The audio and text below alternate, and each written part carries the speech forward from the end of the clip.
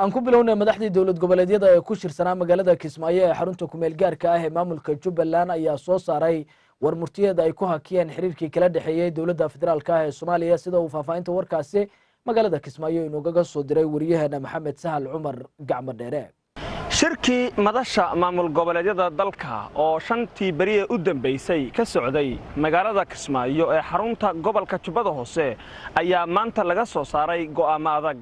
injineer Cabdiqaadir oo ka tirsan xoghaynta maamul goboleedyada dalka ayaa la wadaagay warbaahinta iyadoona shirkan uu ahaa mid si weyn isha ay ugu hayeen ummadda Soomaaliyeed. arrimaha amniga ee dawlad goboleedyada iyo dadaallo ku aadan sugidda amniga ee dalka.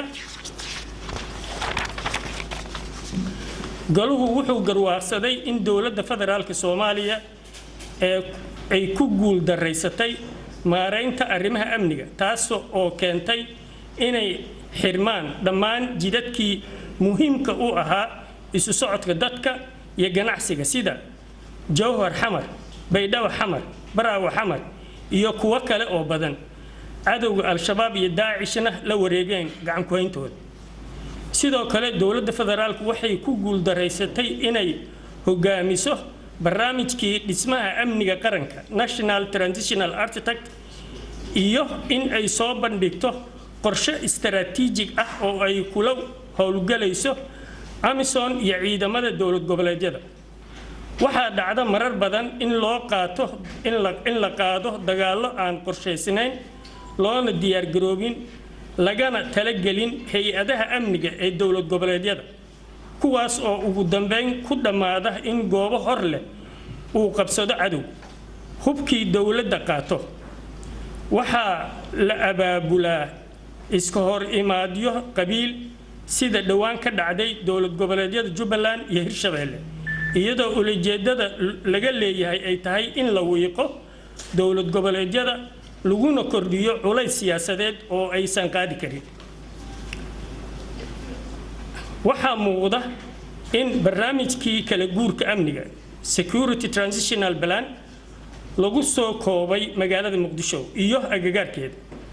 waxaa si cad looga gaabiyay in la soo furo xafiisyadii howlgalka amniga ee dawlad goboleedyada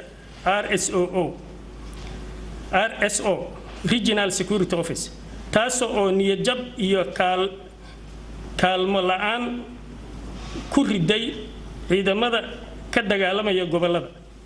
galuhu wuxuu walaac ka muujiyay siyaasadeynta hay'adaha sirdoonka iyo nabad sugidda qaranka NISA oo haddii si sax ah loo maareeyo noqon karta lafdhabarta la dagaalanka al-shabaab iyo daacish. sidoo kale galuhu wuxuu walaac ka muujiyay in hay'adaha loo isticmaalayo ujeedooyin ka baxsan kuwii loo abuuray iyo in la abuuro ciidamo gaar ah oo aan ka mid ahayn kuna jirin haykalka nabadgelyada qaranka National Security Architect.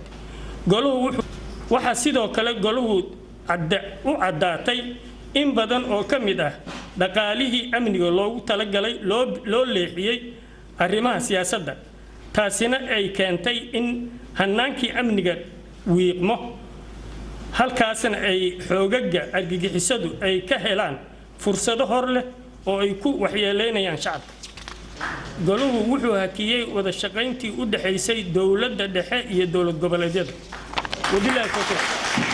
arrinka ayaa wuxuu u muuqdaa mid meeshii hore ka sii fogaanaya iyadoona maanta qodobada ay isku raaceen madaxda maamul goboleedyada dalka ee shanta sida Puntland, Galmudug, Hirshabelle, Koonfur Galbeed iyo Jubbaland ay ka mid ahaayeen inay wada hakiyeen dhammaan wada shaqayntii ay la lahaayeen dawladda federaalka ee Soomaaliya. Maxamed Sahal Cumar Maxamed Gacmo Dheere idaacadda telefisyon SBC magaalada Kismaayo.